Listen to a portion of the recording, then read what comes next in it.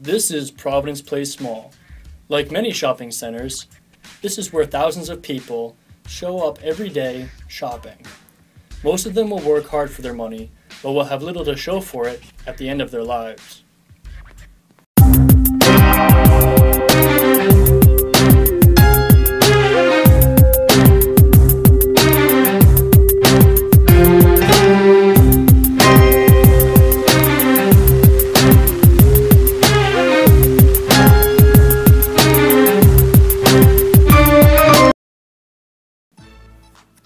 Occupy Wall Street has quickly gained momentum in the past few months, but people are still unsure of what they actually want.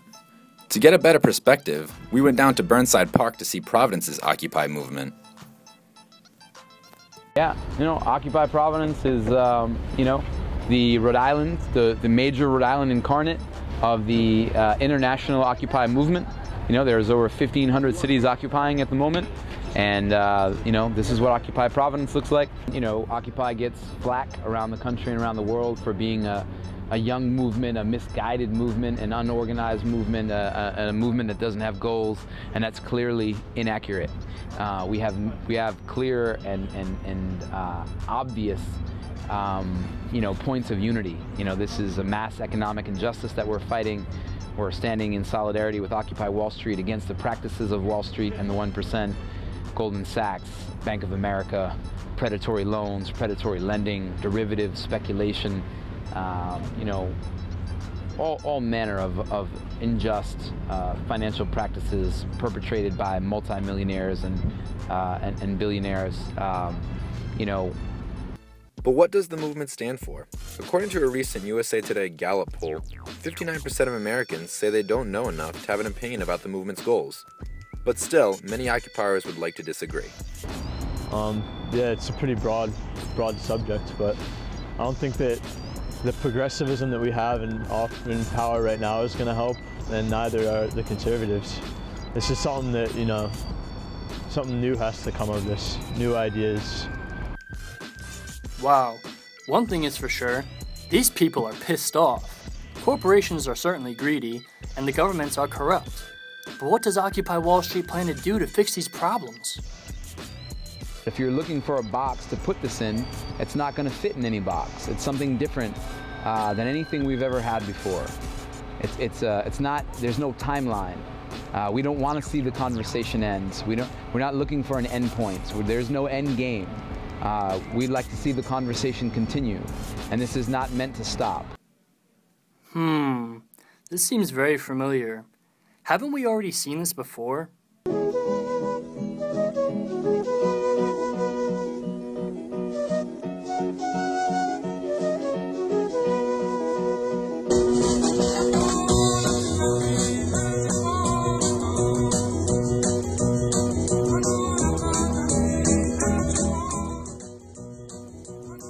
Yes, that really changed society, didn't it? Maybe we'll see another Summer of Love.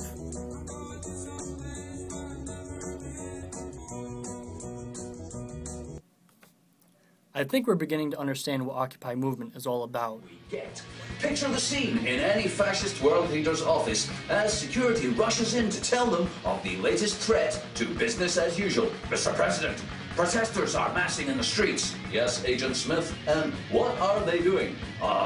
Well, sir, they're shouting things and throwing stones at the police. Some of them have banners, and others have started small fires and attacked businesses. They say they want change to various things, and if we don't change, they'll be back to shout some more and break things some more.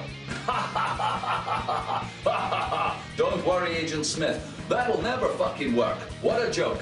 Go and spray them with the water cannon and tell them we'll look into it. Alternatively, let's imagine another world. Ooh, Mr. President, protesters are not massing in the streets. They're not? Well, what are they doing? They have formed credit unions, started political parties. Some are opening a bank, while others have formed farming, housing, and employment co-ops. One group has even opened its own school. Oh shit, the game's up. Run for your life, Agent Smith. These people are taking control of their own destiny, overcoming the consumer paradigm and providing for themselves. No longer sucking on the teat of the state or the economy. Arrgh! We're done for. Fortunately for fascist leaders round the world, these things seldom, if ever happen. Instead, populations of conditioned bovine-dependent animals take to the streets, mouthing their desire to be free and yet simultaneously looked after. Huh? How's that gonna happen? Move along, say your rulers. Back to your gerbil huts, back to your cells, back to your cages, back to work, and no talking at the back. More on that story later. So fast forward 5 months later, an empty Burnside Park is all that remains of the Occupy Providence movement. Across the country, much of the same has happened, as the once powerful movement has dissolved into nothing. Whatever happened to keeping the conversation alive, Jared? Used to be all about ousting corporate greed. Now it looks like you're working at a soup kitchen, since now Occupy Providence has opened a makeshift homeless shelter. Not exactly the impact you were looking for, huh? So while change sounds nice, and the Occupy movement seems like a good idea, it's one thing to talk about change. It's a completely different ballgame when you talk about actually doing something. But hey, it sounds cute, doesn't it?